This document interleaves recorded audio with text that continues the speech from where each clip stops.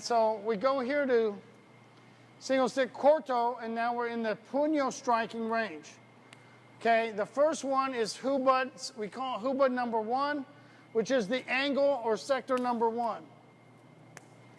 Okay, that's just a hubud. You're going to maintain contact. Okay, and everybody again does this a little bit differently. But we're moving our feet forward. It could be my right foot that steps. It could be my left foot that steps. Naturally, we're going to enter into a little bit of a circle here. But if I step with my left foot, or I step with my right foot, and this is what we call the base of fire hubud. Okay, that's a hubud, that's angle 1, and I'm giving him back angle 4. And all of your basic hubuds are start from here. The second one, hubud number 2, is the vertical angle like that, which is in the number 2 sector on the side of the head over there. So we're using that. And this thing should click. See? For training, we always click the stick. Click the stick. But that's really hitting the elbow and hitting the back of the head and hitting the side of the head before it returns. But what happened is in training, everybody started to get hit with that. So we just kind of took that hit out. And that's what we call pass. Pass. Pass. Anytime I want, I adjust that and bring it back to hubud number 1. Anytime I want, I adjust that, and my partner needs to pick up on that adjustment. Is it open or it's overhead? Open, and that's overhead.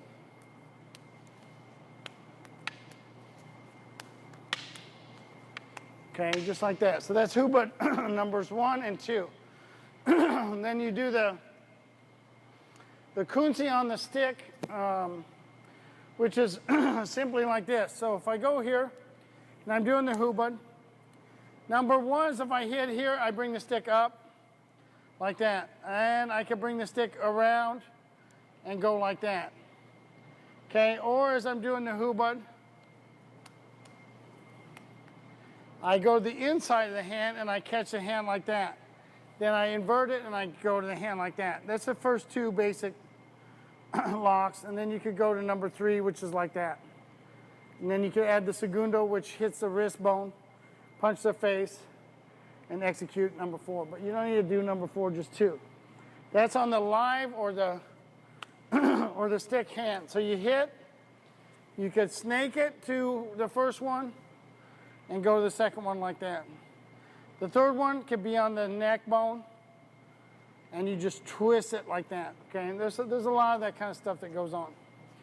The second one is going to be on the free hand. So as I strike the hand, I move here. The first one is the arm bar like that. The second one is the arm bar like that. And you could go into figure 4 like that. Okay. So as we're doing the hubud, if I just strike the hand, that's what we call opposite arm entry. But I could take that right to a lock. See that? I could roll that up. I could switch it. I could go to the arm bar here, and I could go to the arm bar here, and I could go to the arm bar here. So there's several options you could take. You need 2 from each position. 2 on this hand, and 2 on this hand. Okay? So that's all you really need there.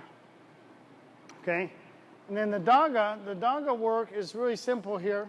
So I really want you to do the work from the videos, not from the test video. Okay? So number 1, we just say evade at the 6 points. Okay? So if he slashes, I evade like that. If he slashes, I evade like that. If he slashes, I evade like that. If he slashes, I evade like that. If he slashes, I evade like that. If he thrusts, then I evade like that. So essentially all you're doing is moving out of the way. You're not really executing anything. You might even just shadow the hand like that. Okay? But the key is you really want to have your footwork taking care of the blade, so that you don't have to be tied up dealing with person's weapon. The next one, I'm going to meet the force with my weapon. Okay, I'm going to meet the force with my weapon, meet the force with my weapon, meet the force with my weapon, meet the force with my weapon, meet the force with my weapon. Okay, and so that's the basic. Okay, and then so this one here means that I use an improvised weapon, which could be any weapon, and when he attacks, I use that improvised weapon to strike his weapon, which is why the footwork is so important. Okay, you really don't want to take a chunk out of yourself and do this. Okay, so really I'm moving, using that weapon to strike that weapon. I need really good footwork and excellent timing to defeat that. You really don't want to be in the area where you have to block, because the power of the blade will overcome most defensive hand positions, believe it or not. But when that thing strikes, you really clear the weapon. That thing strikes, I'm really clear of the weapon. So I'm not doing this, okay? I'm really just smacking it and getting out of the way. So you want your footwork to take care of 90% of the work there. Okay, so that's your basics for the Daga. Okay, so in the Sinawali, the double stick, you already have this probably. So you're going to do the heaven 6, the standard 6, and the earth 6. And the earth 6 can be done shifting to my right, shifting to my left, and then this is done with the female, that's done with the male, and that's done lateral movement. Okay, and the key is don't reach down. That's why you're either doing this or you're doing this. So you can drop your body vertically. And if you're older, you probably prefer the second one. And then this one is the X and the high, low, high. So we just go like that, make an X, make an X. And this is a forehand, a backhand, a forehand, forehand, backhand, a forehand. Make an X, and then you go high, low, high. Make an X. And this is kind of like the moron level here. Okay, just like that. And then later you can add the Sinawali to it. So you add the Sinawali. You could add the umbrella like that. Or you could just do the X pattern like that. And then the high, low, high, high, low, high. Okay, and you could make a circle.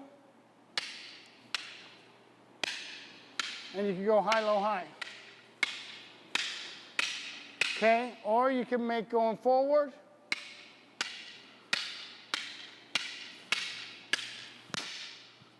And going backwards.